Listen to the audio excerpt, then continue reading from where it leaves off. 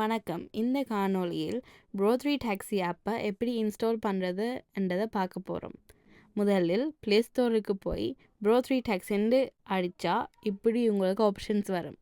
இந்த ஆப்ஷனில் ப்ரோ3 டாக்ஸியை நீங்கள் செலக்ட் பண்ணி அதை நீங்கள் இன்ஸ்டால் பண்ணணும். இன்ஸ்டால் பண்ண பிறகு நீங்கள் அந்த ஆப்பை ஓப்பன் பண்ணினா உங்களை இந்த பேஜை கொண்டு வரும். உங்களுக்கு முதலே அக்கௌண்ட் இருந்தால் இதில் உங்களோட இமெயில் அட்ரஸையும் பாஸ்வேர்டையும் போட்டு லாகின் பண்ணலாம். நீங்கள் இந்த ஆப்புக்கு புதுசண்டா நீங்கள் ரெஜிஸ்டர்ன்னு அமர்த்தி நீங்கள் புதுசாக பதியலாம். நீங்கள் ரெஜிஸ்டர்ன்னு அமர்த்தினா உங்களுக்கு இப்படி ஒரு ஃபார்ம் வரும். இந்த ஃபார்மில் உங்களோட பேர், உங்களோட ஃபோன் நம்பர், உங்களோட இமெயில் அட்ரஸ் அண்ட் உங்களுக்குன்னு ஒரு பாஸ்வேர்ட் க்ரியேட் பண்ணணும்.